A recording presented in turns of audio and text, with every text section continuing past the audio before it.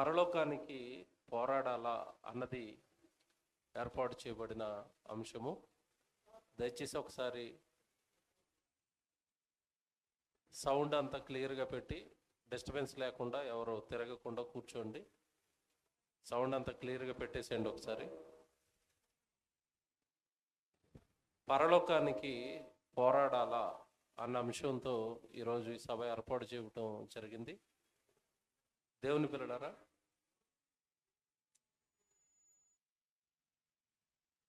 బాబు ఏంటి ఇబ్బంది చెప్పాలి.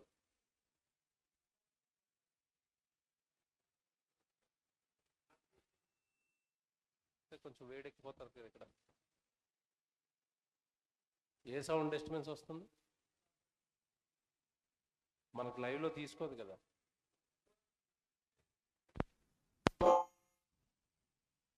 వినపడుతుందిలే. హలో, వినపడుతుందమ్మా? అందరికీ మాట అందరికీ చివరి వరకు వినపడుతుందా?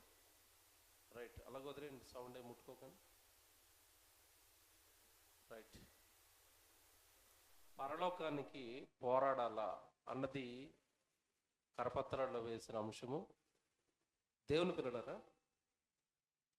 కొంచెం జాగ్రత్తగా ఈ విషయం ఆలోచిస్తేనే తప్ప అర్థం కాని అంశం ఇది. యేసుక్రీస్తుల వారు 2000 సంవత్సరాల క్రితం ఈ లోకానికి వచ్చిన తర్వాత ఆయన బ్రతుకున్న కాలంలో పరలోకం, స్వర్గం గురించి ఎన్నో ప్రసంగాలు సుదీర్ఘంగా ఆయన జరిగించారు. ఈరోజు ఆయన మాటలలో ఒక్క మాట ఈ రాత్రి మనం ఆలోచించబోతున్నాం. ఈ భూమి మీద ఉన్న మనుషులందరినీ కూడా స్వర్గానికి తీసుకుని వెళ్ళాలి, పరలోకానికి తీసుకుని వెళ్ళాలి అన్న ఉద్దేశంతో 2000 సంవత్సరాల క్రితం యేసుక్రీస్తుల వారు శరీరాన్ని ధరించి దేవుడు మానవుడిగా ఈ లోకాన్న జన్మించి భూమి మీద ఉన్న మనుషులకు పరలోకం ఇవ్వాలి, పరలోకపు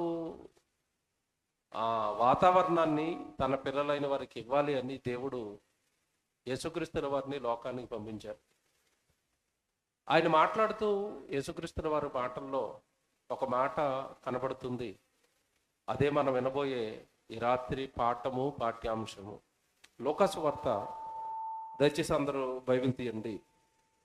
13వ అధ్యాయం 20వ వచనంలో ప్రభు మాట్లాడుతూ ఒక మాట చెప్తాడు. లూకాసు వార్త 13వ అధ్యాయం 20వ వచనం దయచేసి అందరూ చదవండి. ఏమండి, అందరూ తీసుకునివ్వండి. లూకాసు వార్త 13వ అధ్యాయం 20వ వచనం. మరలా ఆయన, దేవుని రాజ్యమును దేనితో పోల్చుదును? ఒక స్త్రీ తీసుకొని అంతయు పులిసి పొంగు వరకు 3 కొంచెముల పిండిలో దాచిపెట్టిన పుల్లని పిండిని పోలి ఉన్నదని అతనితో చెప్పాను. అంటే సందర్భం ఏంటంటే, భూమి మీద ఉన్న మనుషులు 60-70 సంవత్సరాల తర్వాత చనిపోతారు. చనిపోయిన మనుషులను మరణం తర్వాత బ్రతికించాలి. బ్రతికించి మరొక లోకానికి, పరలోకానికి వారిని తీసుకుని వెళ్ళాలి. ఈ ఉద్దేశంతో యేసు ప్రభు తన బ్రతుకు కాలం అంతా కూడా పరలోకం గురించి ఎక్కువగా మాట్లాడుతూ ఉంటాడు. పైగా పరలోకం ఎలాంటిదో అర్థం కాదేమోనని పరలోకాన్ని ఉపమానాలుగా, అంటే కళ్ళ ముందు జరుగుతున్న వాటిని ఉదాహరణలుగా పెట్టి పరలోక రాజ్యపు శ్రేష్టత, పరలోక రాజ్యపు యొక్క గొప్పతనాన్ని యేసుక్రీస్తుల వారు చెప్పుకుంటూ వెళతారు. అలా వెళుతున్న క్రమంలో ఇదిగో పరలోక రాజ్యం ఆవగింజను పోలి ఉన్నదంటాడు, పరలోక రాజ్యము పులిసిన పిండిని పోలి ఉన్నదంటాడు. అంటే పోలిక, పరలోక రాజ్యము యొక్క గొప్పతనాన్ని చెప్పటానికి రకరకాల ఉపమానాలు ప్రయోగించి యేసుక్రీస్తుల వారు చెప్పుకుంటూ వెళుతున్నారు. ఈ ప్రసంగాలన్నీ ఒకడు వింటున్నాడు. జాగ్రత్తగా వినండి. పరలోక రాజ్యము గొప్పది, మరణం తర్వాత మనిషికి బ్రతుకుంది. 60-70 ఏళ్ల తర్వాత శరీరం శ్మశానానికి వెళుతుందేమో తప్ప దానిలో ఉన్న ఆత్మకు అంతం లేదు, దానికి మరో బ్రతుకుంది. అది ఆ సత్యాన్ని చెప్పడానికే యేసుక్రీస్తుల వారు జన్మించారు. ఈ ప్రసంగాల సారం అక్కడికి అర్థమైంది. అయ్యో ప్రభువా, పరలోకం ఉందా? చనిపోయిన తర్వాత మనుషులు బ్రతుకుతారా? అయితే నేను కూడా స్వర్గానికి రావాలనుకుంటున్నాను, నేను పరలోకానికి వెళ్ళాలనుకుంటున్నాను అని యేసుక్రీస్తుల వారి దగ్గరకు వచ్చి నాకు పరలోకం కావాలి అని అడుగుతున్నాడు. కింద వచనం చదువుదాం జాగ్రత్తగా. కింద వచనం చదివితే 22వ వచనం. ఆయన యెరూషలేమునకు ప్రయాణమైపోవచ్చు, బోధించుచు పట్టణములలోను గ్రామములలోను సంచారము చేయుచుండెను. ఏమంటే వాక్యం చెప్పుకుంటూ వెళుతున్నాడు. అప్పుడు చూడండి 23వ వచనంలో, ఒకడు ప్రభువా, రక్షణ పొందువారు కొద్ది మందేనా అని ఆయనను అడుగగా. ప్రశ్న ఏంటి చెప్పండి? ప్రభువా, రక్షణ పొందేవారు కొద్ది మందేనా? పరలోక రాజ్యాన్ని మరణం తర్వాత చేరేది కొద్ది మందేనా అని అడిగాడు. కొద్ది మందేనా? ప్రశ్న చూసారు ఎంత బాగుందో? వాడు క్లారిటీగా ఉన్నాడు. ప్రశ్న అడిగేవాడే. ప్రశ్న అడిగేవాడిలోనే క్లారిటీ ఉంది. పరలోకానికి అందరూ వెళ్ళిపోతారా ప్రభు అంటున్నాడు, కొద్ది మంది వెళ్తారా అంటున్నాడా? కొద్ది మందేనా? అసలు వీడికి డౌట్ ఎందుకు వచ్చింది? మన దగ్గర క్రైస్తవ్యంలో ఒక పాట ఉంది, చాలా సంవత్సరాల క్రితం కట్టారులేండి. పాటను తప్పు పట్టడం లేదు, కానీ పాట ఎంతవరకు న్యాయమో ఆలోచిద్దాం. పాత పాట ఒకటి మీకు వినబడేదండి. కేవలము నమ్ముకొనిన పరలోక రాజ్యంబు నీ కబ్బును. విన్నరా? కేవలం నమ్ముకుంటేనట, నమ్ముకున్న వాళ్ళందరూ ఎక్కడికి వెళ్ళిపోతారట? నిజమేనా ఇది? నమ్ముకున్న ప్రతి ఒక్కడిని యేసుక్రీస్తుల వారు స్వర్గానికి తీసుకుంటాడా? పరలోక రాజ్యాన్ని చూస్తారా? ప్రశ్న మనకొచ్చిన ప్రశ్న కాదు ఇది. యేసుక్రీస్తుల వారి ప్రసంగాలు బాగా విన్నవాడికి వచ్చిన ప్రశ్న, బాగా బైబిల్ చదివిన వాడికి వచ్చే ప్రశ్న. నిజంగా నేను వెళతానా? పరలోక రాజ్యాన్ని చూసే అంత గొప్పగా నా బ్రతుకుందా? నా జీవితం ఉందా? నా ఆలోచనలు ఉన్నాయా? నాలో అంత పరిశుద్ధత ఉందా? నాలో అంత పవిత్రత ఉందా? ఎందుకంటే పరలోకము అనగానే దేవుడు ఉండే లోకం. దేవుడు స్వభావం మనందరికీ తెలుసు. మన కన్న తండ్రి దేవుడు స్వభావం ఏంటి చెప్పండి? నేను పరిశుద్ధుడై ఉన్న ప్రకారం మీరు కూడా ఎలా ఉండాలి? పరిశుద్ధులై ఉండాలి. ఈరోజు మనుషులుగా మన పరిస్థితి ఏంటంటే, ఈ మానవ దేహంలో మాటతో అపవిత్రత, చూపుతో అపవిత్రత, చేతలతో అపవిత్రత, అన్ని రకాలుగా పాపపు కార్యక్రమాలు మన దేహాన్ని చుట్టేస్తూనే ఉంటాయి. చాలా మంది నోటిని అదుపు చేసుకోలేరు, నోటి నిండా బూతులు. కొంతమంది కళ్ళు అదుపు చేసుకోలేరు, చూడకూడనివి చూడటం. కొంతమంది క్రియలు అదుపులో ఉండవు. తిట్టడం, కొట్టడం, దోచుకోవటం, దాచుకోవటం, మోసాలు. ఏమండి, ఈరోజు ఇంత క్రూరమైన పాపపు స్వభావంతో బ్రతుకుతున్న వ్యక్తి నిజంగా పరిశుద్ధుడున్న పరలోకాన్ని చూడగలుగుతాడా? వెళతాడా? అక్కడ యేసుక్రీస్తుల వారి ప్రసంగం విన్న అతనికి డౌట్ వచ్చింది.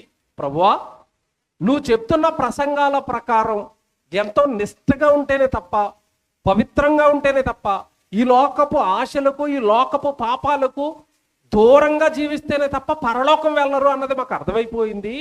అలాంటప్పుడు రక్షణ పొందువారు కొద్దిమందేనా? కొద్దిమందే పరలోకానికి వెళతారా అని అడిగాడు.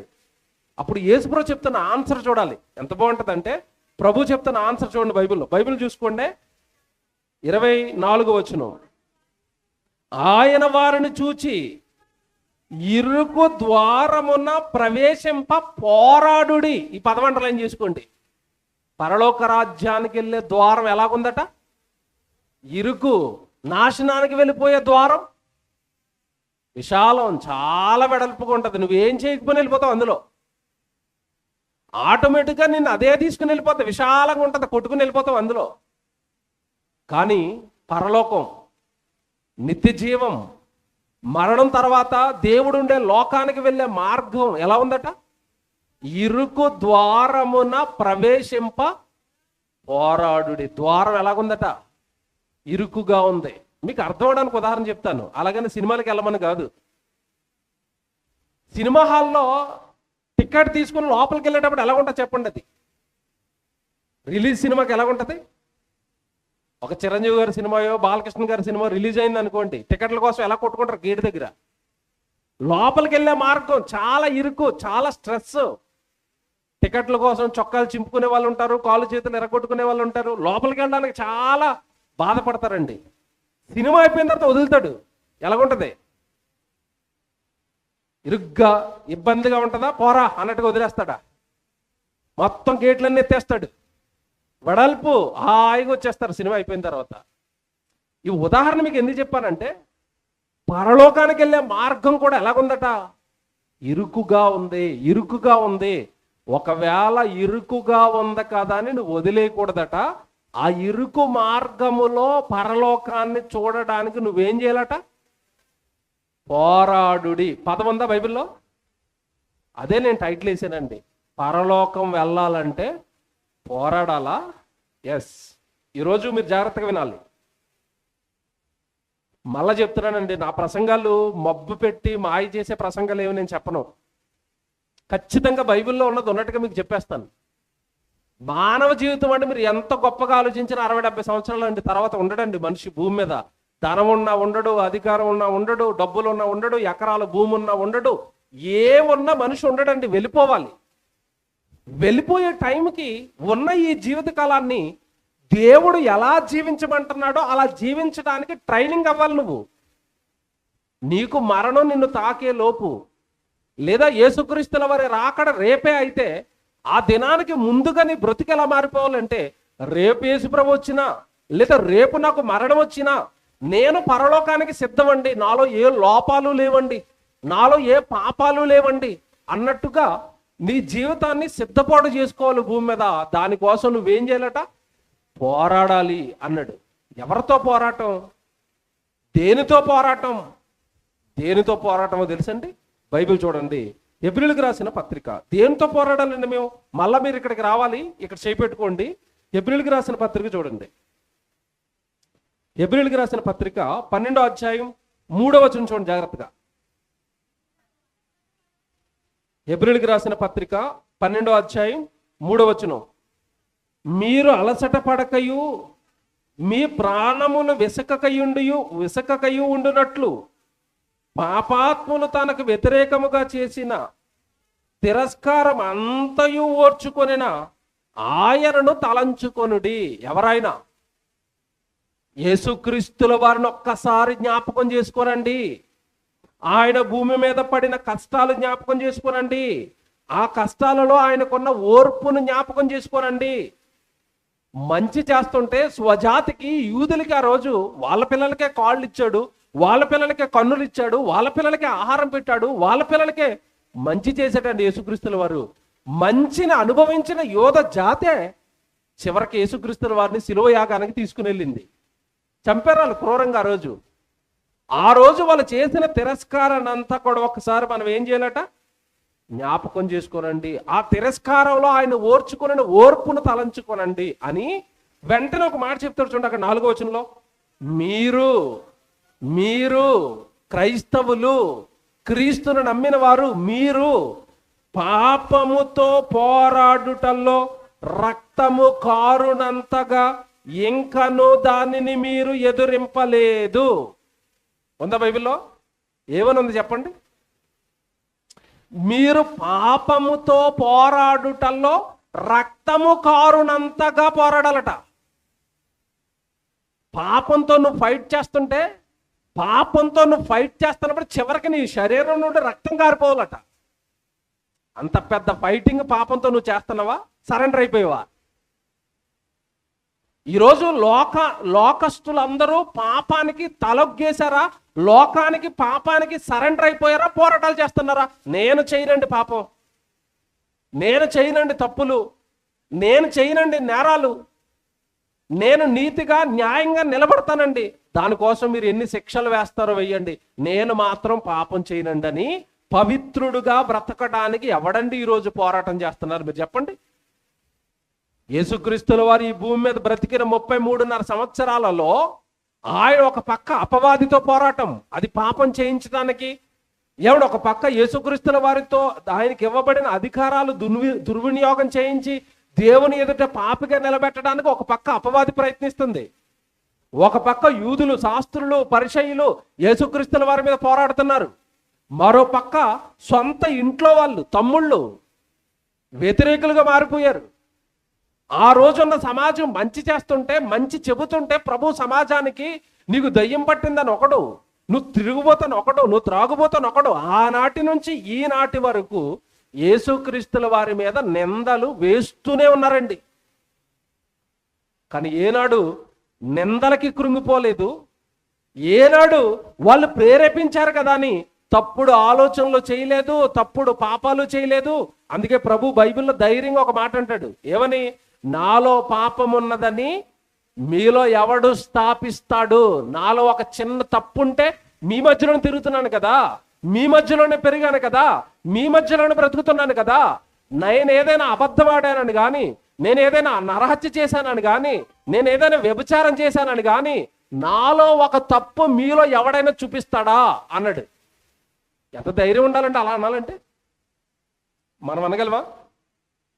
మీ కుటుంబం మధ్యలో నిలబడి, ఊరి మధ్యలో వద్దు, అందరి మధ్యలో వద్దు, జస్ట్ మీ ఫ్యామిలీ మధ్యలో నిలబడి నాలో మీలో ఎవడ తప్పు చూపిస్తాడు అనండి. మన భార్య ఇంత లిస్ట్ రాసుకుని వస్తుంది, అంతే కదండి. ఒకవేళ భార్య అన్నది అనుకోండి, భర్త ఇంత లిస్ట్ రాస్తాడు, నీ సంగతులు నాకు తెలియవేట అంటాడు. యేసుక్రీస్తుల వారి కుటుంబం మధ్యలో చేయట్లేదు ఆ సవాలు. ఎక్కడ నిలబడ్డాడు తెలుసా? సమాజం మధ్యలో నిలబడి నాలో ఒక తప్పు, ఒక తప్పు, ఒక పాపం నాలో చూపించాడు అన్నాడు. అంటే పాపము తనకు అంటకుండా ప్రభు ఎంత పవిత్రంగా బ్రతికితే ఆ మాట అనగలుగుతాడు. మీరు ఆలోచించండి. మనకంటున్నాడు, ఆ పాపాన్ని ఎదిరించడానికే కదండి ఆయన సిలువ వేశారు. ఆ పాపాన్ని ఎదిరిస్తున్నందుకే కదా ముళ్ళ కిరీటం పెట్టేశారు. పాపము నేను చెయ్యను, మీరు కూడా ఏం చేయకూడదు? పాపము చెయ్యకూడదు, పాపం చేసిన వాడు పరలోకానికి రాడు అని స్వచ్ఛమైన బోధ చెప్పినందుకే కదండి ఆ రోజు సిలువకే చంపేశారు ఆయన్ని. అంటే పాపముతో పోరాడుటలో, పాపాన్ని ఎదిరించటంలో, మీరు చదువుకున్న మాట, రక్తము కారునంతగా ఇంకను మీరు దానిని ఎదిరించటంలో మీరు ఇంకా పోరాడటం లేదు. రక్తము కారిపోయేంతగా దేవుడి కోసం మీ భక్తి ఇంకా అంత స్థితికి రాలేదు. ఏమండి, దేవుడి కోసం రక్తం కారేంత భక్తి ఉండాలా మనకి? ఉండాలా? ఒక ఆయన కనపడతాడు బైబిల్లో. ఎవరు? స్తెఫను. ప్రభుని నమ్మాడు, ప్రభుని ప్రకటిస్తున్నాడు. ప్రభుని నమ్మినందుకు, ప్రభుని ప్రకటిస్తున్నందుకు ఆ రోజు ఆయన ఏం చేశారు చెప్పండి? రాళ్లతో కొడుతున్నారు అంటే రాడ్ వచ్చి నెత్తి మీద తగిలితే రక్తం వస్తుందా రాదా? వచ్చింది.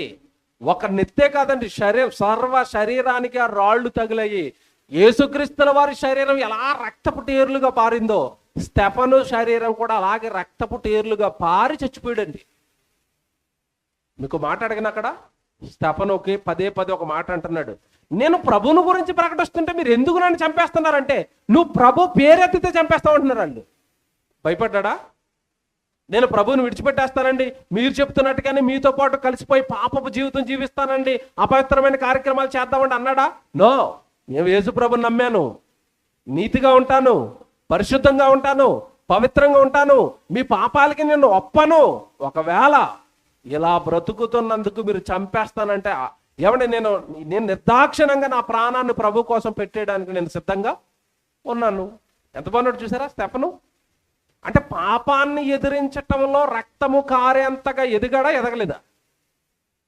ఎదిగాడు. మీలో ఎంతమంది ప్రభు కోసం రక్తం ఇస్తారు? ప్రభు కోసం కాదు, ఈ మధ్యకాలంలో సొంతోళ్ళు రక్తం అడుగుతుంటే ఇవ్వట్లేదు ఎవరు. ప్రభు కోసం రక్తమా? ప్రభు కోసం త్యాగాలా? ప్రభు కోసం పరిశుద్ధత? ప్రభు కోసం పోరాటాలా? పోరాడతారండి ప్రభు కోసం? యేసుక్రీస్తుల వారి కోసం నేను పోరాడడానికి సిద్ధం, నావి పోగొట్టుకోవడానికి సిద్ధం, నేను త్యాగమైపోవడానికి సిద్ధం. ఎవరున్నారండి ఈరోజు? దేవుని పిల్లలారా, దేవుడి కోసం పోరాటాలంటే ఏంటో చెప్తాను, జాగ్రత్తగా వినండి. ఒక పక్క మనకి ఎదురవుతున్న పాపం మనల్ని చుట్టేస్తున్నప్పుడు, లేదండి నేను ప్రభువుని నమ్మానండి, పాపం చేయనండి, నేను ప్రభువుని నమ్మానండి, లంచం తీసుకోనండి, నేను ప్రభువుని నమ్మానండి, అబద్ధాలు ఆడనండి, నేను ప్రభువుని నమ్మానండి, మోసాలు నేను చేయలేనండి, నన్ను వదిలేయండి, ఈ పాపపు జీవితంలోనికి, పాపపు ఊబిలోనికి నన్ను లాగకండి అనాలి క్రైస్తవుడు. ఒక పక్క పాపంతో పోరాడుతూనే మరో పక్క ఇదిగో దేవుడి గురించి ఇలాంటి కార్యక్రమాలు చేయడానికి పోరాడాలి. బైబిల్లో యేసుక్రీస్తుల వారు మరొక చోట ఇదే పరలోకం గురించి ఒక ఉదాహరణ చెప్పాడు. అది చూపిస్తాను ఇప్పుడు మీకు ఎంత బాగుంటుందో. మత్తయి సువార్తకు రండి, అందరూ మత్తయి సువార్తకు రండి. 22వ అధ్యాయం, మత్తయి సువార్త 22వ అధ్యాయంలో మొదటి వచనం చూద్దాం. మత్తయి సువార్త 22వ అధ్యాయం మొదటి వచనం. యేసు వారికి ఉత్తరం ఇచ్చుచు తిరిగి ఉపమాన రీతిగా ఇట్లనెను, పరలోక రాజ్యము తన కుమారుని పెండ్లికి విందు చేసిన ఒక రాజును పోలి ఉన్నది. పరలోకం కోసం అలా చెప్తున్నాడు. జాగ్రత్తగా వినండి. ఈ అధ్యాయం మీకు అర్థమైతేనండి మీ ఆత్మీయ జీవితంలో చాలా మార్పులు వస్తాయి. మళ్ళా చెప్తున్నాను, పరలోక రాజ్యాన్ని మనకు అర్థం అవడానికి దేవుడు ఎలా చెప్తున్నాడు అంటే, పరలోక రాజ్యం అట విందు చేస్తున్న ఒక రాజును పోలి ఉంది. పోలిక ఉదాహరణగా చెప్తున్నాడట. ఇప్పుడు ఈ రాజు విందు చేస్తున్నాడట. విందు చేసేటప్పుడు ఏం చేస్తారు చెప్పండి? విందు చేసేటప్పుడు ఏం చేస్తారు? విందుకు అనేక మందిని పిలుస్తారండి. పిలుస్తారా? పిలిచాడు. ఈ రాజు కూడా విందు చేస్తున్నాడు. విందుకు చాలా మందిని పిలిచాడు.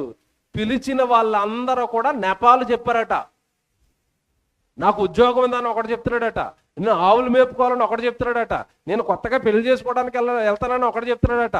నాకు పెళ్ళి ఉందని ఒకటి చెప్తున్నాడట. రాజు దేవుడు విందు చేసి రండి పరలోకానికి అంటే, మేము పరలోకానికి రాము, ఈ లోకంలో చాలా బిజీగా ఉన్నాము, ఈ లోకంలో పాపాలు చేయడంలో బిజీగా ఉన్నాము, ఈ లోకంలో పెళ్లిళ్ళు చేసుకోవడంలో, పెళ్లిళ్ళకి ఇవ్వడంలో నీ దగ్గరకు వచ్చి భక్తిగా జీవించేంత టైం నా జీవితంలో లేదు అని పిలిచిన రాజుకు నెపాలు చెప్పారట. అప్పుడు రాజు ఏం చేశాడంటే, నేను పిలిచిన వాళ్ళు రాలేదు కనుక రాజమార్గంలోకి వెళ్ళిపోండి, దారిలోకి వెళ్ళిపోండి. దారిలోకి వెళ్ళిపోయి ఆ దారిలో వెళ్తున్న వాళ్ళందరికీ కూడా రాజు విందు చేస్తున్నాడు రండి అని చెప్పండి అన్నాడు. ఆ రాజమార్గంలో వెళ్తున్న వాళ్ళలో చాలా మంది అండి ఆ విందుకు వచ్చేసారు. ఒకసారి 22వ అధ్యాయం అలా కిందకి చదువుకుంటే 8వ వచనానికి రండి. 8వ వచనం జాగ్రత్తగా చూసుకోండి. అప్పుడు అతడు, పెండ్లి విందు సిద్ధముగా ఉన్నది కానీ పిలవబడిన వారు పాత్రులు కారు. విందు సిద్ధంగా ఉంది, పిలిచోళ్ళు రాలేదు. ఈ రాజమార్గంలో నుంచి పిలిచిన వాళ్ళు వీళ్ళంటోళ్ళంటే అసలు ఆ విందులో కూర్చుని హక్కే వెలగలేదు. ఇప్పుడు మీకు అర్థమవడానికి చెప్తానండి. ఇది ఎలాగుంటుందంటే, ఇది అర్థం అవ్వాలి. ఈ మధ్యకాలంలో ఒక పెద్ద సెలబ్రిటీ లేదంటే పెద్ద వ్యాపారవేత్త పెళ్లి జరిగింది.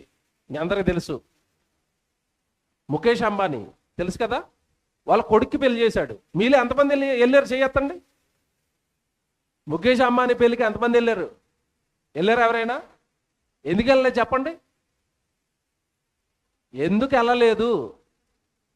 అసలు అతను మీకు ఆహ్వానమే ఇవ్వడం. ఇచ్చాడా? పెళ్లికి రమ్మన్నాడు. మీలో ఎవరికైనా కార్డు ఇచ్చి రమ్మన్నాడు. ఎవరిని రమ్మన్నాడు? షారుఖ్ ఖాన్ని, సల్మాన్ ఖాన్ని, తర్వాత మన తెలుగు యాక్టర్లో ఒక ఆయన వెళ్ళాడు. రామ్ చరణ్ వాళ్ళ మిసెస్తో వెళ్ళాడు, వాళ్ళ భార్యను తీసుకుని. కొద్దిమందికే సెలబ్రిటీలకే పిలుపు ఉంది అక్కడ. ఎవరు పడితే వాళ్ళని వెళ్తారట, రానిస్తారా? రానివ్వరు. ఇక్కడ ఈ రాజు ఏం చేశాడంటే, అలా కొంతమంది గొప్ప వాళ్ళని పిలిచాడు. వాళ్ళు రానన్నారట. జాగ్రత్తగా వినండి, వాళ్ళు రానన్నారట. రానన్నప్పుడు రాజు ఏం చేశాడంటే, రాజమార్గంలో వెళ్తున్న వాళ్ళు అసలు ఆ రాజు విందులో కూర్చొని అర్హతే వాళ్ళకి లేదు. వాళ్ళు పర్లేదు తీసుకొచ్చేయండి అన్నాడట. ఏమంటే అర్హత లేని వాడు విందుకు వెళుతున్నప్పుడు ఎలా వెళ్ళాలి మీరు చెప్పండి? ఎలా వెళ్ళాలి? కొన్ని ఇది మీకు అర్థం అవ్వలేదేమో. అనిల్ అంబానీ గారు కనుక ఒకవేళ మీకు ఇన్విటేషన్ కార్డు ఇస్తే మీరు ఎలాగెళ్తారు ఆ పెళ్లికి?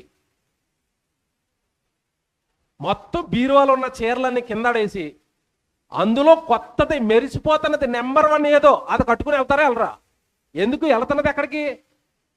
అజ్జి బాబు, పెద్దోళ్ళ ఇంటికి వెళ్తున్నామండి, గొప్పోళ్ళ ఇంటికి వెళ్తున్నామండి, అక్కడంతా సినిమా యాక్టర్లు ఉంటారండి, అక్కడంతా ఎమ్మెల్యేలు ఉంటారండి, అక్కడ రాజకీయ నాయకులు ఉంటారండి, నేను చాలా బాగా రెడీ వెళ్ళాలండి. రెడీ అవుతారా? అవరా? అవుతారు. ఇప్పుడు ఈ పిలుపు పిలుస్తున్నది ఎవరు? ఈ ఉపమానంగా ఈ పిలుపు పిలుస్తున్నది ఎవరట? పరలోకంలో ఉన్న దేవుడు పిలుస్తున్నాడట రండి అని. పరలోకంలో ఉన్న దేవుడు రండి అని పిలుస్తున్నప్పుడు ఆ ఆహ్వానాన్ని పొందుకున్నవాడు పరలోకానికి వెళ్లే ముందు భూమి మీద ఎలా రెడీ అవ్వాలి? పరిశుద్ధంగా పవిత్రంగా రెడీ అవ్వాలా అవ్వకూడదా? అవ్వాలి. కానీ ఒకడు పిలుపు వచ్చింది కదా అని వెళ్ళిపోయాడు, రెడీ అవ్వకుండా వెళ్ళిపోయాడట. అప్పుడు ఏమంటున్నాడు చూడండి దేవుడు, ఆ వచనానికి రండి. 22వ అధ్యాయం 8వ వచనం. జాగ్రత్త చదువుకోండి. ఈ సందర్భాలు ప్రభు చెప్పినవి అర్థం అవ్వవు మీకు.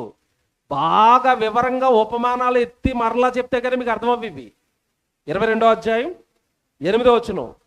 అప్పుడు అతడు, పెండ్లి విందు సిద్ధముగా ఉన్నది, కానీ పిలవబడిన వారు పాత్రులు కారు. అంటే వెళ్ళడానికి అసలు వాళ్ళకి అర్హతే లేదు, అయినా సరే పిలుపు వచ్చింది. Very good. కనుక రాజమార్గములకు పోయి కనబడిన వారందరినీ పెండ్లి విందుకు పిలవమని తన దాసులతో చెప్పాను. ఆ దాసులు, జాగ్రత్తగా వినండి, రాజమార్గాలలోనికి పోయి, దాసులు అనగానే దేవుని దాసులు అనగానే దైవజనులు, సేవకులు వాక్యం చెప్తున్నారు కదా. ఈ వాక్యం చెప్తున్న వాళ్ళు దేవుడు పిలుపు ఉంది రండి, దేవుడు పిలుపు ఉంది రండి, దేవుడు పరలోకపు ఆహ్వానం ఇస్తున్నాడు మీకు రండి, ప్రభువుని అంగీకరించండి, మీ పాపపు జీవితాలు మానుకోండి అని దేవుని దాసులు వెళ్ళిపోయి రాజమార్గాల్లో చెప్తున్నారట. వింటున్న వాళ్ళు ఎవరట? ఎవరట? చెడ్డవాళ్ళు. చెడ్డవాళ్ళు. ఒకప్పుడు వాక్యం వెనక మునుపు మనం కూడా ఎవరని చెప్పండి. పోనీ వాక్యం మునుపు కాదు, ఇప్పుడు కూడా నేను చాలా మంచోడు అని వాళ్ళు చేయొద్దండి. ఉన్నారా? అసలు నాలో ఏ మచ్చ లేదు చేయొద్దండి ఎవరైనా. మీలో మచ్చలు ఉన్నాయో, మీలో తప్పులు ఉన్నాయో లేదంటే ఇక్కడ దొరకవు, కానీ మీ ఇంటికి రావాలి ఒకసారి. అక్కడ దొరుకుతాయి దొరకవా? దొరుకుతాయి.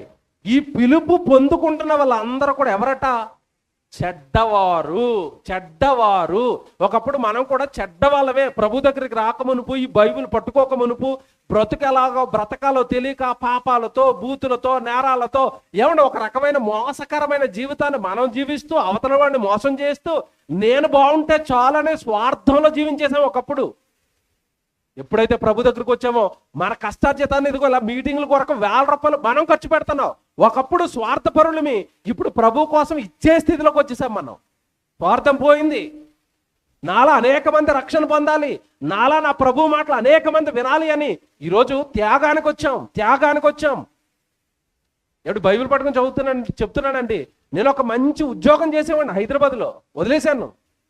ప్రభు అర్థమైన తర్వాత, దేవుడి సేవ అర్థమైన తర్వాత, ప్రభు మాటలు చెప్తుంటే ప్రజలు మారుతున్నారు ఆనందం ముందు నా ఉద్యోగము, నా జీతం అసలు నాకేం కనపడలేదండి, వదిలేసాను దాన్ని.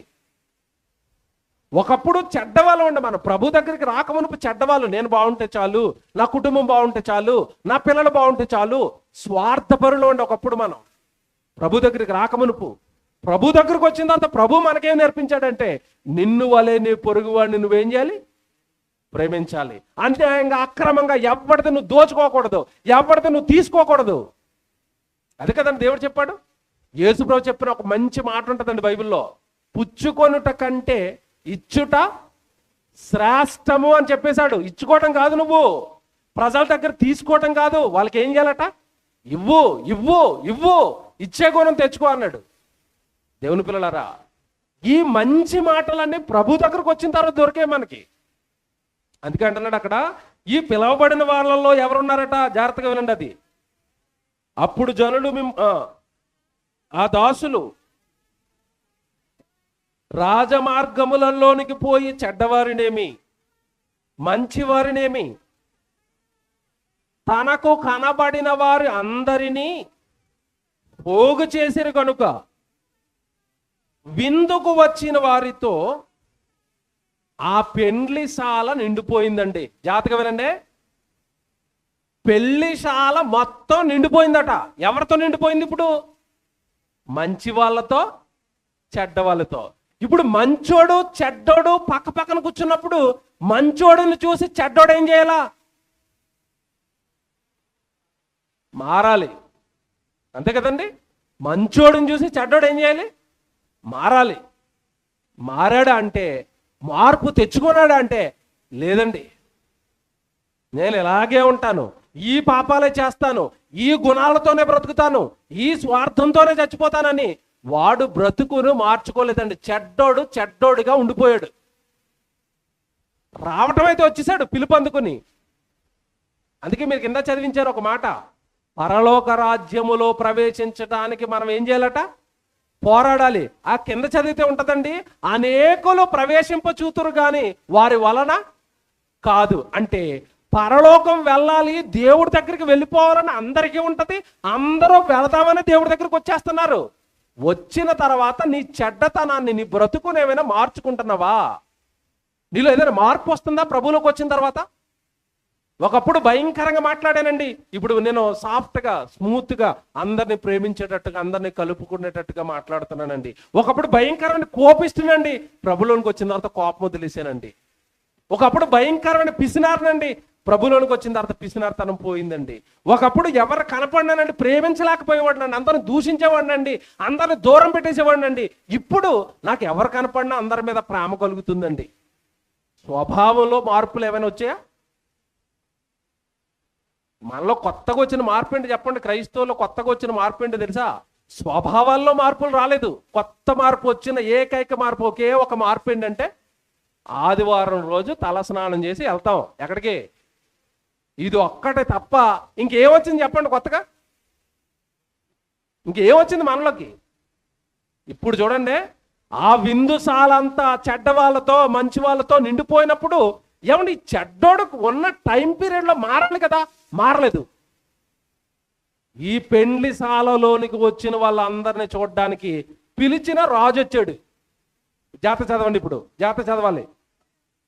11వ వచనం, రాజు కూర్చున్న వారిని చూడ లోపలికి వచ్చి అక్కడ పెండ్లి వస్త్రము ధరించుకొనని ఒకరిని చూచి. అబ్బా, ఈ పెళ్లిశాలలో ఉన్న వాళ్ళందరిని చూడడానికి వస్తే ఒకడు ఏ డ్రెస్ వేసుకోలేదట? అంతే కదండి, పెళ్లికి వచ్చినప్పుడు ఎలా ఉండాలి బట్టలు? మీరు పనికి వెళ్ళినప్పుడు ఏ డ్రెస్ వేసుకుంటారు, పెళ్లికి వెళ్ళినప్పుడు ఏ డ్రెస్ వేసుకుంటారు చెప్పండి? మీకు అర్థమవుతుంది. ఇప్పుడు పెళ్లికి వెళ్ళినప్పుడు ఎలాగుంటుంది? కొంతమంది అయితే అసలు లేని నగలు కూడా అరువు తెచ్చుకుని మరి వేసుకుని వెళ్ళిపోతారు. ఎక్కడికి వెళ్తున్నారు? పెళ్లికి వెళ్తున్నాం కదా, అందంగా ఉండాలి కదా, గొప్పగా ఉండాలి కదా. ఈ పెళ్లికి వచ్చినోడట ఏం వేసుకోలేదట? పెళ్లి వస్త్రాలు వేసుకోలేదు. అసలు రావడానికి అర్హత లేని వాళ్ళని పిలిచాడు. వచ్చినప్పుడు డ్రెస్ వేసుకోకూడదా? డ్రెస్ లేదండి, యారా డ్రెస్ ఏదా అన్నాడు వచ్చి. చూడండి కింద అదే ఉంటది, స్నేహితుడా పెండ్లి వస్త్రములు లేక ఇక్కడికి ఎలాగూ వచ్చితివని వాడిని అడగగా ఆడు మౌనుగా ఉండిపోయాడట. ప్రసంగాలు వింటున్నాం మనం కూడా. మారండి అని దేవుడు సభల్లో చెప్తాడు, ఆదివారంలో చెప్తాడు, ఉపవాస ప్రార్థనలో చెప్తాడు. నువ్వు మారమ్మా, పాపాన్ని మానయ్యా, నువ్వు మారయ్యా అంటే ఇక్కడ ఎలాగుంటావంటే ఈ చెవితో వినేసి ఈ చెవితో అలాగా వదిలేస్తావు. యేసుక్రీస్తుల వారు ప్రత్యక్షమైనప్పుడు ఎందుకు మారలేదని అడుగుతాడు. ఆన్సర్ ఏమని చెప్పండి? ఇంకంతే, మౌనం. ఏటో మరి అప్పుడు ఆ లోకం అలా నన్ను లాగేసింది ప్రభువా, మారాలని ఉన్నా మారలేకపోయింది ప్రభువా, నీ మాటలు చాలా వినపడ్డాయి ప్రభువా, పరలోకానికి వెళ్ళే అర్హత నీలో లేదని దేవుడు ఎన్నోసార్లు ఎంతో మంది దైవజనులతో హెచ్చరించాడు ప్రభువా, అయినా సరే వదిలేశాను ప్రభువా. మౌనంగా ఉండిపోయాడట.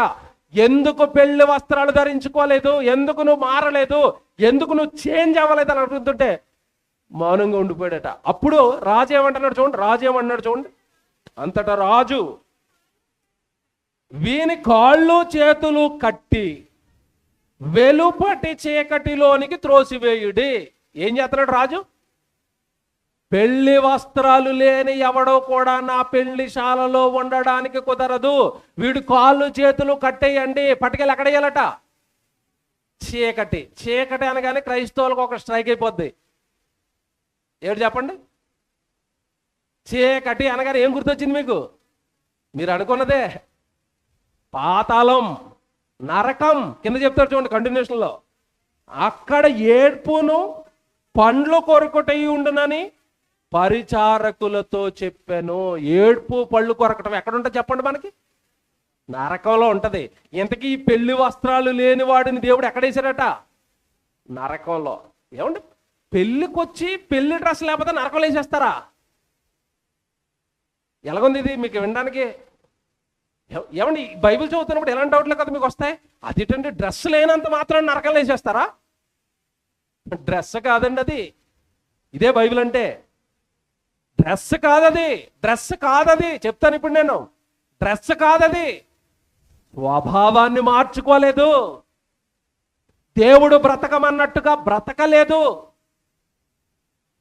కింద మాట చదివితే మీకు అర్థమవుతుంది అది. కింద మాట అక్కడ వెంటనే ఉంది, కాగా పిలవబడిన వారు అనేకులు, ఏర్పరచబడిన వారు కొందరే. ఇందాక మీరు చదువుకున్న మాట ఏదో గుర్తొస్తుంది. ఏది?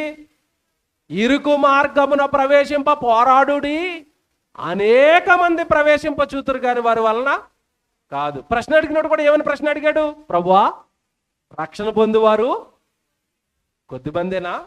అవును, కొద్దిమందే. ఈ సారం కూడా ఏమొచ్చింది ఇప్పుడు మీకు చివరికి? పిలవబడిన వారు అనేకులట. అందరిని పిలుస్తున్నాడు సువార్తతో, అందరిని పిలుస్తున్నాడు వాక్యంతో. కానీ పిలవబడిన నువ్వు, పిలుపు పొందుకున్న నువ్వు, బాప్తిసం పొందుకుని యేసుక్రీస్తుల వారి రక్తంలో పాపాలు కడుక్కున్న నువ్వు పరలోకానికి వెళ్ళిపోయేంత గొప్పగా నీ బ్రతుకును తర్వాత దిద్దుకుంటున్నావా? నీ పాపపు జీవితానికి పులు స్టాప్ పెట్టావా? నీ లోకపు ఆశలకు పులు స్టాప్ పెట్టావా? దేవుడి కోసం బ్రతకాలి, ఇక మిగిలిపోయిన శాశ్వత జీవితమైనా నేను దేవుడికి ఇవ్వాలి, దేవుడి కోసం చెయ్యాలి, దేవుడి దగ్గరికి వెళ్ళాలి, పాపానికి లోకానికి నాకు ఈ దేహాన్ని ఈ జీవితాన్ని వాడుకున్నది చాలు, నేను దేవుడి కోసం బ్రతకాలి. ఎవరండి ఇలాగ ఆలోచించారు? ఇప్పుడు మీరు ఆశ్చర్యపోయే సంగతి చూపిస్తాను. అక్కడ వాడిని నరకంలో వేయడానికి గల కారణం అంట, వాడికి ఏమి లేవట? పెండ్లి వస్త్రములు లేవట. పెండ్లి వస్త్రాలు అంటే ఏంటో తెలుసండి? భూమి మీద ఉండగా పరిశుద్ధుడిగా పవిత్రుడిగా బాప్తిసం పొందిన తర్వాత నీ నుండి దేవుడు కోరుకున్నవి సువార్త పనులు. మీరు సర్వలోకమునకు వెళ్ళి సర్వసృష్టికి సువార్తను ప్రకటించండి. చెప్పాడా లేదా? చెప్పాడు. విన్నామా లేదా? విన్నాం. రొట్టె ద్రాక్ష రసం తీసుకునేటప్పుడు ప్రతి వారం దేవుడు మనకేం చెప్తాడు చెప్పండి? మీరు ఈ రొట్టెను తిని మీరు ఈ పాత్రలోని త్రాగునప్పుడల్లా ప్రభు వచ్చే వరకు ఆయన మరణమును మీరు చదువుకున్నారా? 2 కొరింథీ 11:25. ప్రభు మరణాన్ని ప్రకటించడానికే కదా రొట్టె ద్రాక్షరసం. ప్రభు మరణాన్ని ప్రకటించడానికే కదా ఆయన శిలువ త్యాగం మన కొరకు ఆయన చచ్చిపోయాడు. మరి ఆ రక్తాన్ని త్రాగుతున్నావు, ఆయన శరీరాన్ని తింటున్నావు, ఆయన ఇచ్చిన రక్షణను పొందేసుకున్నావు, ఆయన రక్తం వల్ల పాపాలు కడిగేసుకున్నావు. నీలో ఏవి సువార్త కార్యక్రమాలు? నీలో ఏవి దేవుడు పనులు? ఆ పనులే ఆ నీతి వస్త్రాలు, ఆ పనులే ఆ రోజు వాడు వదిలేసిన పెండ్లి వస్త్రాలు. చూపిస్తాను బైబిల్లో. నోటి మాటగా నేను ఏం చెప్పనండి. ప్రకటన గ్రంథం బైబిల్ చూసుకోండి. ప్రకటన గ్రంథం 19వ అధ్యాయం 8వ వచనం చూడండి బైబిల్లో. ప్రకటన గ్రంథం 19వ అధ్యాయం 8వ వచనం జాగ్రత్తగా రాసుకోండి. ప్రకటన గ్రంథం 19వ అధ్యాయం 8వ వచనం. మరియు ఆమె ధరించుకొనుటకు ప్రకాశములను నిర్మలములనైనున్న సన్నపు నారబట్టలు ఆమెకి ఇయ్యబడెను. అవి పరిశుద్ధుల నీతి క్రియలు. చూసారా? బట్టలు ఇవ్వబడెను అన్నాడు. వెంటనే బట్టలు ఏమని చెప్తున్నాడు కిందకెళ్ళేసరికి? అవి పరిశుద్ధుల నీతి క్రియలు. నీతి క్రియలు, నీతి క్రియలు. నీతితో కూడిన పనులు చేశాడు భూమి మీద ఉండగా. అవే వస్త్రాలు. అంటే ఆ పెండ్లిశాలలోనికి వచ్చిన వాడికి పెండ్లి వస్త్రం లేదంటే ఇప్పుడు ఏమి లేదు? నీతి క్రియలు అనే వస్త్రము లేదు. వాడి జీవితాన్ని తేరు చూస్తే దేవుడి కోసం జరిగిన కార్యక్రమాలు ఏమి లేవు. అన్ని వాడి సొంత కార్యక్రమాలే, అంత వాడి సొంత సుఖాలే, ఈ లోకపు ఆనందాలే. డబ్బు అన్నాడు, ఉద్యోగం అన్నాడు, సంపాదన అన్నాడు, వ్యాపారం అన్నాడు, ఆస్తులు అన్నాడు, కోట్లు అన్నాడు. జీవితం అంతా అన్యాయాలకు అక్రమాలకు ఇచ్చేసి పుట్టించిన దేవుడికి ఏమి చేయక, పుట్టించిన ప్రభు కోసం ఏమి చేయక, ప్రభు త్యాగాన్ని ధరించుకొని కూడా ఆ ప్రభు గురించి ఎవరికి చెప్పక, ఆ ప్రభు కార్యక్రమాలు ఏమి చేయక, అసలు వాడి జీవితంలో దేవుడికి సంబంధించిన క్రియలు ఏమీ లేకుండా చచ్చిపోయాడట. అందుకే వాడికి ఏమి లేవు అంటున్నాడు. డ్రెస్ లేదు వాడికి. ఏ డ్రెస్ లేదు? పెండ్లి వస్త్రములు అనగానే ఇప్పుడు మీకు ఏమర్థం? వాళ్ళ బైబిల్ని బట్టి నీతి క్రియలు. మాట్లాడుతాను మీకు ఈజీగా వీళ్ళు అర్థమైపోవడానికి. అపోస్తులు యేసుప్రభుని నమ్మారండి. నమ్మారా? అపోస్తులు యేసుప్రభుని నమ్మిన తర్వాత యేసుప్రభు కోసం అపోస్తులు ఏం చేశారు? మత్తయి సువార్త, మార్కు సువార్త, లూకా సువార్త, యోహాను సువార్త, నెక్స్ట్ పుస్తకం పేరేంటి చెప్పండి? పేరేంటి? పుస్తకం పేరేంటి? అపోస్తులుల కార్యములు. అంటే అపోస్తులు యేసు ప్రభుని నమ్మిన తర్వాత ఏం చేశారు? నమ్మిన తర్వాత మీరేం చేశారు? మనం ఏముండవు, ఎందుకు చెప్పాను కదా, ఆదివారం తలస్నానం చేసి గుడిలోకి వెళ్ళి నిద్రపోవటమే. ఇదేనా క్రైస్తవుల కార్యక్రమాలు? ఓపెన్గా మాట్లాడతానండి నేను. ఎందుకంటే మేము ఎవరు ఇప్పుడు బలి ఇలా మాట్లాడేస్తే మేము మా దగ్గరకు రారేమో, మాకు డబ్బులు ఎవరేమో, కానుకలు లేరేమో, ఈ భయాలు అయితే మాకు లేవండి. సత్యాన్ని ఉన్నదన్నట్టుగా చెప్పుకుంటూ వెళ్ళిపోతాం. వాకింగ్ కదా, నమ్మినోడు కదా అని నమ్మినోడు మారతాడు, పరలోకానికి వెళ్తాడు. మా ఏమండి జనాన్ని కూడగట్టుకోవడం కాదు, కనీసం ఒక్కడినైనా పరలోకానికి సిద్ధం చేయాల. నీ బ్రతుకు కాలంలో నువ్వు ఎవరిని నాయన పరలోకానికి సిద్ధం చేసావని దేవుడు అడిగితే, ఇదిగో నాయన బైబిల్లో రాసినట్టుగా మీ పిల్లలకి చెప్పాను తండ్రి. ఎవడైతే ఆ వాక్యాన్ని పట్టుకుంటాడో వాడు మారతాడు తండ్రి. మారిన వాడు నువ్వున్న లోకానికి సిద్ధపడతాడు తండ్రి. ఇదేనండి మా సేవ. మీకు దేవుడు డబ్బులు ఇస్తాడు, మా దగ్గరకు వస్తే ఉద్యోగాలు ఇస్తాడు, నేను ప్రార్థన చేస్తే మీకు జాబులు వస్తాయి, ఇలాంటి మాయ మాటలు మా దగ్గర ఏమీ ఉండవండి. ఉన్నది ఉన్నట్టుగా, బైబిల్లో ఉన్నది ఉన్నట్టుగా కొండ బద్దలు కొట్టి ప్రజల ముందు వాక్యాన్ని పెట్టడమే. మీకు నచ్చినా నచ్చకపోయినా ఇది వాక్యం, ఇది బైబిల్లో ఉన్న మాటలు ఇవి. ఇలా బ్రతికితేనే పరలోకం. చూపిస్తాను ఇప్పుడు నేను. రోమీలకు రాసిన పత్రిక జాగ్రత్తగా రాసుకోండి. రోమీలకు రాసిన పత్రిక 2వ అధ్యాయం 6వ వచనం తీయండి. నేను చెప్పిన మాటలన్నీ ఇప్పుడు ఈ రెఫరెన్స్లో ఉంటాయి. రోమీలకు రాసిన పత్రిక 2వ అధ్యాయం 6వ వచనం అండి. ఆయన అనగా దేవుడు ప్రతి వానికి వాని క్రియల చొప్పున, అండర్లైన్ చేసుకోండి, నేను చెప్పిన ప్రసంగం ఎంత బాగుంది చూడండి. ఆయన ప్రతి వానికి, నేనైనా, చలపతిరావు గారైనా, ఇగో మరో సేవకుడైనా, కింద కూర్చున్న మీరైనా, ఈరోజు భూమి మీద నమ్మిన 350 కోట్ల మంది క్రైస్తవులైనా, ప్రతివాడు తన పరభేదాలు లేవు దేవుడికి. ప్రతి వానికి వాని క్రియల చొప్పున, చూసారు ఎలాగుందో, వాని క్రియలు, నా క్రియలు. నేను ఏ రోజు ఇంట్లో ఉండండి, ప్రతిరోజు ఇదిగో ఈ వాక్యం పట్టుకుని చాలా గ్రామాలకి, చాలా జిల్లాలకి, చాలా రాష్ట్రాలకు తిరుగుతున్నాను. నేను ఇంట్లో ఉండను. ఇవి నా క్రియలు. నా తండ్రి కోసం నేను ప్రకటిస్తున్నాను, ప్రయాణాలు చేస్తున్నాను, విడిచిపెట్టాను చాలా ఆటలని. ఆస్తి, డబ్బు, సంపద, ఈ పిచ్చంతా పోగొట్టుకుని పరలోకం సాధించడానికి ప్రభువును ప్రకటించుకుంటూ తిరుగుతున్నాను నేను. వాని క్రియలు, ఇవి నా క్రియలు. అపోస్తుల కార్యాలు, అపోస్తుల క్రియలు. ఏమంటే యేసుక్రీస్తుల వారి కార్యాలు, యేసుక్రీస్తుల వారి క్రియలు. స్టెఫను క్రియలు, పౌలు గారి క్రియలు, దావీదు గారి క్రియలు. మరి మీవి? మన క్రియలు ఉండవు. ఏముంటాయి చెప్పండి? ఓపెన్గా మాట్లాడుకుందాం. ఏముంటాయి? ఎంత పొడుగు మాటలు ఉంటాయి. ఎలాగుంటాయి చెప్పండి మాటలు? ఎంత పొడుగు మాటలు ఉంటాయని ఎందుకు చెప్పాను తెలుసా? మనం ఒక పాట పాడతా ఉండి క్రైస్తవులం అందరం, కృతజ్ఞత కూడిగెట్టుకున్న రోజు స్పెషల్గా ఆ పాట పాడతారు. ఏ పాట? నీవు చేసిన మేలులకు నేనేమి చెల్లింతును. బాగుంది, అక్కడ వరకు వదిలేస్తే నేనేమి ఇవ్వలేను బాబు అని సైలెంట్ అయిపోతే బాగున్ను. తర్వాత ఏం రాశారంటే, వేలాది నదులంతా విస్తార తైలంబు నీకిచ్చిన చాలునా అంటే చాలదన్నావు కదా. అదేనా నీ ఉద్దేశం? వేలాది నదులు, నదుల్లో ప్రవహించేంత తైలం దేవుడా నీకు అట్టుకొచ్చి ఇచ్చినా సరే నువ్వు చేసిన మేలులకు నేను ఏం చేయలేను అన్నావు కదా. పాట బాగుంది, చాలా గొప్పగా పొగిడావు దేవుడిని.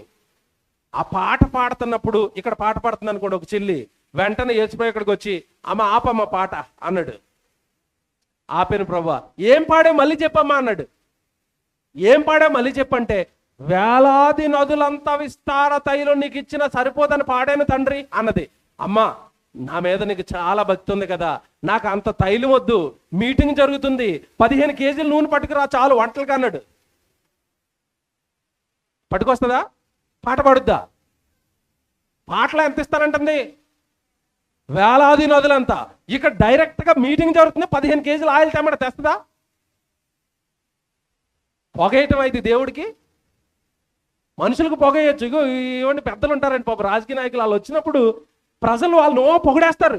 అయ్యగారు మీరు సూపర్ అండి, అయ్యగారు మీరు సూపర్ అండి, మీకేనండి మా ఓటు, అలా అలాగే ఊరుకోండి అన్నమాట పక్కన మళ్ళీ మాట్లాడుతూ ఉంటారు. మనుషులకు పొగేస్తే మనుషులం కదండి, మనకేం తెలీదు. దేవుడికి వేసేస్తారా పొగ? దేవుడికి వేసేస్తారా దూపం? వేలాది నదులంతా పొంగిపోతా ఉంటాడా? చాలరా నీ పాటలో, వేలాది నదులంత వద్దు, పక్కన మీటింగ్ జరుగుతుంది, కేజీ నూనె అటుకెళ్ళి ఇయ్యి అంటాడు. క్రియలు కావాలి, పని కావాలి దేవుడి కోసం. మాటలతో పొంగిపోయేవాడు కాదు దేవుడు, మాటలతో పొంగిపోయేవాడు కాదండి. మాటలతో ఒకప్పుడు దేవదూతలు ఆరాధించే దేవుణ్ణి, యెహోవా పరిశుద్ధుడు, యెహోవా పరిశుద్ధుడు, యెహోవా పరిశుద్ధుడు. ఎవరి ఆరాధన అది? దేవదూతల ఆరాధన. నువ్వు దేవునికి కొడుకువి, నువ్వు దేవునికి కూతురివి. ఇప్పుడు నిన్ను దేవుడు స్తుతులు స్తోత్రాలు గొప్పడు ఇది కోరుకోవటం లేదు. నేను గొప్పోడినని నాకు తెలుసు, నేను గొప్పోడినని నీకు తెలుసు, నీ బంధువులకి తెలీదు, నీ గ్రామానికి తెలీదు. వాళ్ళకి చెప్పి మీటింగ్ పెట్టి ఏమండి ఇప్పుడు దేవాస్తోత్రం అన్నాక బాగుంది, మీటింగ్ పెడితే ఎలాగుంటుంది?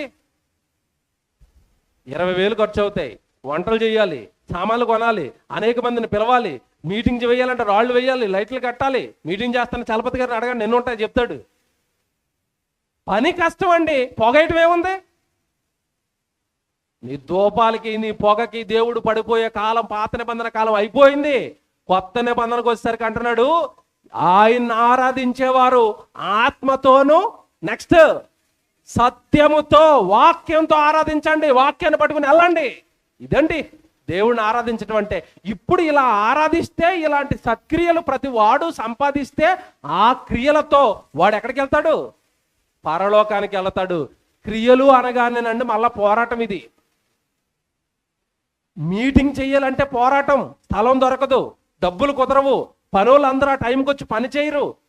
మీటింగ్ పెడుతున్న వాళ్ళకి చాలా టెన్షన్ ఉంటుందండి. అందుకే టైటిల్ ఏంటి చెప్పండి? పరలోకం వెళ్ళాలంటే పోరాడాలా? మీటింగ్ పెట్టాలంటే పోరాటమేనా?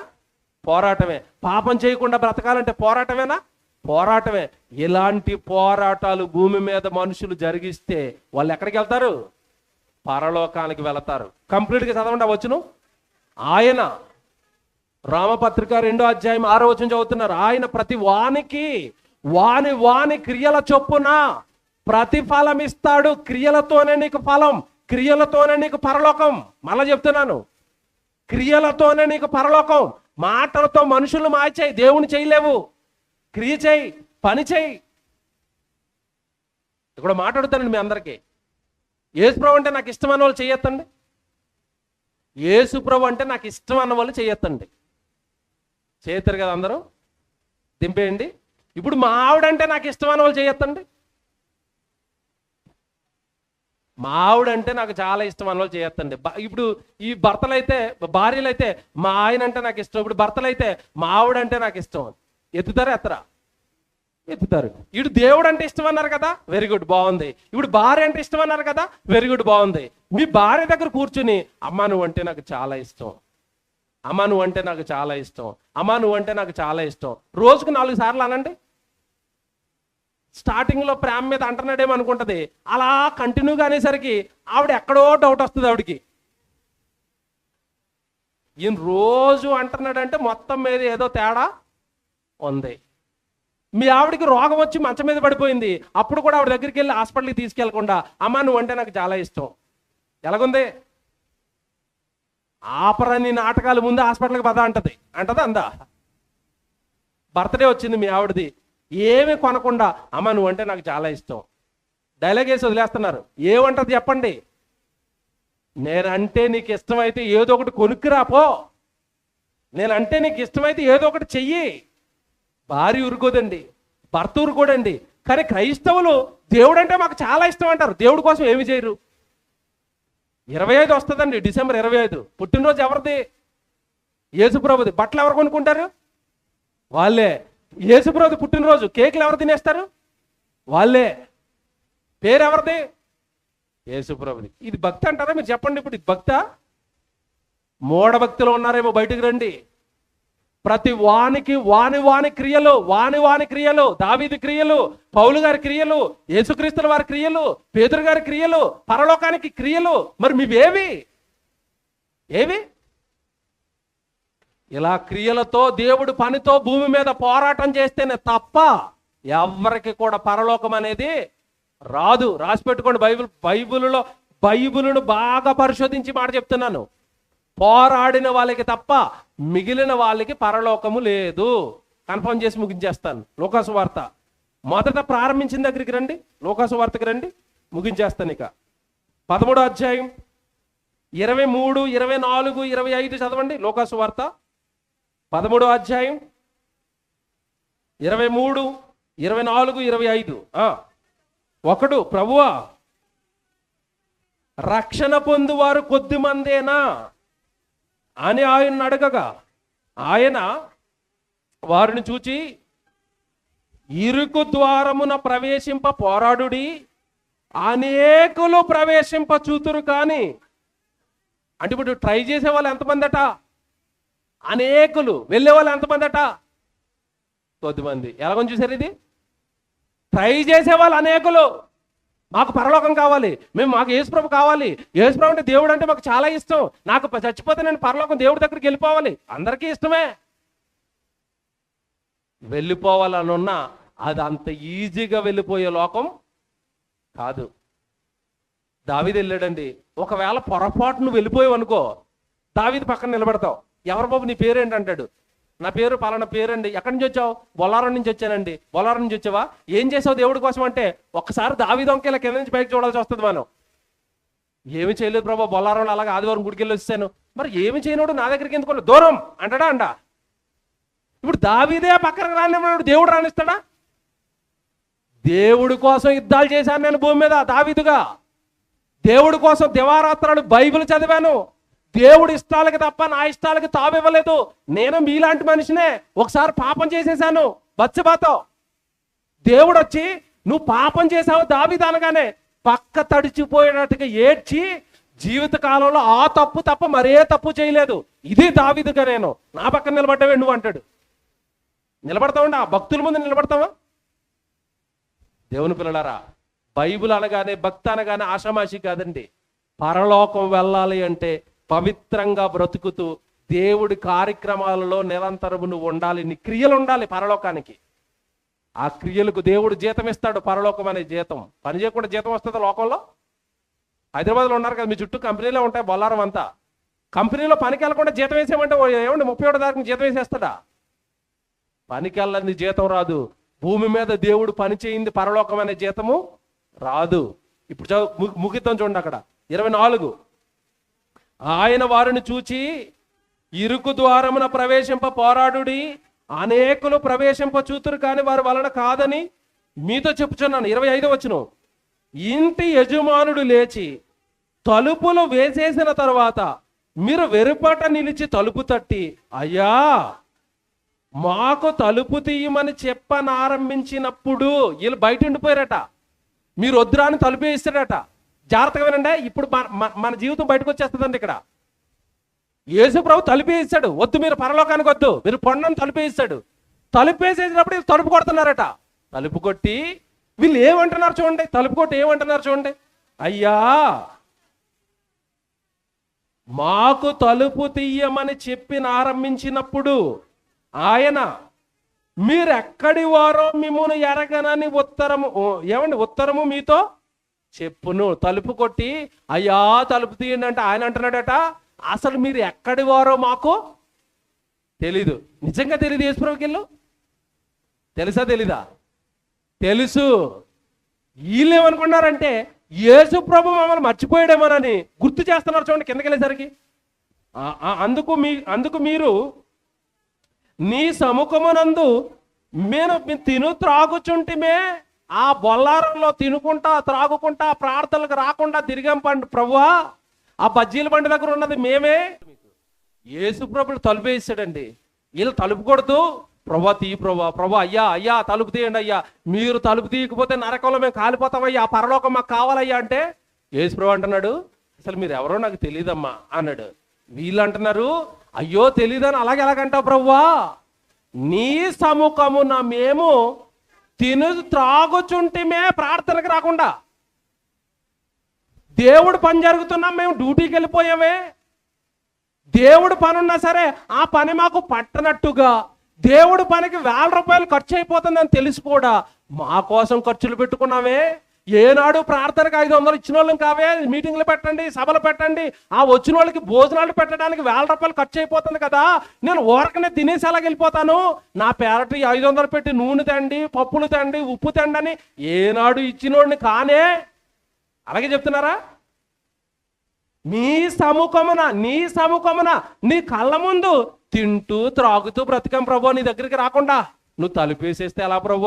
మా ఊర్లోకి వచ్చి పలానా గ్రౌండ్లో మీటింగ్ పెట్టావు కదా, అప్పుడు నిన్ను చూసాం ప్రభు, ప్రసంగం విన్నాం ప్రభు, అయినా మేము మారం ప్రభు. వీళ్ళనమాట బ్యాచ్.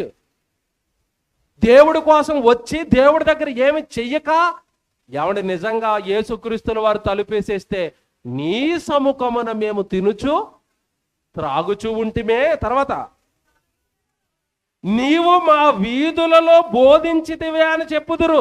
ఏం చెప్తున్నారట?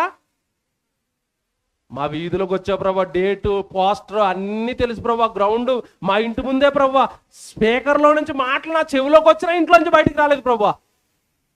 మా వీధిలో మీటింగ్ పెట్టారు ప్రభా, మీరు మా వీధిలో వాక్యం చెప్పడానికి వచ్చారు ప్రభా, నేను వినడానికి రాలేదు ప్రభా. ఒకవేళ విన్నా వాక్యం ప్రకారం బ్రతకలేదు ప్రభా, నీకోసం ఏమీ చేయలేదు ప్రభా అంటే ఆయన అంటున్నాడు, ఒరే విని బ్రతకునోడు ఎవడు కూడా నాకు మీరెవరో తెలీదు. ఇప్పుడు చెప్పండి, యేసు ప్రభు తెలీదని ఎవరిని అంటున్నాడు? నమ్మినోళ్ళనా నమ్మనోళ్ళనా? బాగా ఆలోచించుకోండి. నమ్మి ఆయన మాటల ప్రకారం బ్రతకని వాళ్ళందరినీ కూడా ఏమంటున్నాడు తెలుసా? మీరెవరో నాకు తెలీదు. శరీరం అంతా కూడా కృషించిపోయేంతగా మీకోసం సిలువలో చచ్చిపోయానే, ఆ సిలువ యాగాన్ని మీ కళ్ళ ముందు పెట్టి మీకు రక్షణ ఇచ్చానే, నా మాటల ప్రకారం బ్రతకండి అని చెప్పానే. బ్రతకరా, పరిశుద్ధంగా జీవించరా, పాపాలకు దూరంగా ఉండరా, నా పనికి రారా, నా గురించి ఏమి క్రియలు కార్యక్రమాలు ఏమి చేయరా, మీకు ఎందుకు ఇస్తాను పరలోకం? డోర్స్ క్లోజ్, తలుపులేసేయండి అలాంటి వాళ్ళు అందరికీ అన్నాడు. అంతే. ఆ టైంలో లేదు ప్రభా, బొల్లారంలో ఒక మీటింగ్ పెట్టాను ప్రభా, ప్లీజ్ ప్రభా ఇదిగో పాంప్లెట్ అని పట్టుకుని వెళ్ళావు అనుకోండి, ఆ పాంప్లెట్ చూడండి, బొల్లారంలో మీటింగ్ పెట్టారా? పెట్టారు ప్రభా. మీకోసమే పెట్టారా? మాకోసం పెట్టారా? ఆ డోర్లు ఓపెన్ చేయండి, లోపలేసేయండి. ఏముంది వీడికి? ఏముంది వీడికి? నీతి క్రియలు అనే పెండ్లి వస్త్రాన్ని ధరించుకున్నాడు. మీకు మాట చెప్పనా? చలపతి గారు మీకు ఎలా కనపడతారు చెప్పండి? అందరికి ఎలా కనపడుతున్నాడు? పని పాట ఉండదండి. నెల రోజులకోసారి 2 నెలలకోసారి మీటింగ్ అంటాడు, రండి అని ఫోన్లు చేసి చంపేస్తాడు, కరపత్రాలు పట్టుకొచ్చి ఇస్తాడు. ఏదో అమాయకుడు అలా బ్రతుకుతున్నాడు. ఓగు ఉండడానికి ఇల్లు లేదు, ఏమి సరైన బట్టలు లేవు, ఏదో అమాయకుడు. మేము చాలా తెలివైన వాళ్ళమే, బొల్లారంలో మొన్న ఫ్లాట్ కొనుక్కున్నాము, ఎవడు ఊర్లో 2 ఎకరాల స్థలం కొన్నాము, ఊర్లో ఇల్లు కట్టుకుంటున్నాము, ఇతరేమో డబ్బులు వస్తే మీటింగ్లు అంటాడు. అమాయకుడు అండి. అలాగనే ఉంది మనకిప్పుడు. అమాయకుడా పరలోకానికి సిద్ధపడుతున్నాడా? మీరు చెప్పండి. మనం అమాయకులమా, అతను అమాయకుడా? దేవుని పిల్లలారా, లోకం మాయ. మళ్ళా చెప్తున్నా, లోకం మాయ. పుట్టుకుని రాత్రి ప్రాణం పోతే నువ్వు సంపాదించుకున్న డిగ్రీలా, నువ్వు సంపాదించుకున్న చదువా, నువ్వు సంపాదించుకున్న అధికారమా, నీకున్న ఆస్త అన్నీ కూడా చిల్లిగవ్వ కూడా తీసుకుని వెళ్ళలేని లోక సంబంధమైన వాటి కోసమా దేవుడికి అన్యాయం చేస్తున్నావు? నీతిగా బ్రతకటం లేదు, దేవుడి కోసం ఏమీ చేయటం లేదు. పరలోకం వెళ్ళాలి అంటే ఈ వాక్యాల ప్రకారం భూమి మీద ఖచ్చితంగా మనం ఏం చేయాలి? పోరాటం. దేవుడు పని కోసం పోరాటం, పాపంతో పోరాటం. ఇలా పోరాటం చేసిన వాడే ఎక్కడికి వెళ్తాడు? పరలోకానికి వెళతాడు. ఓకే.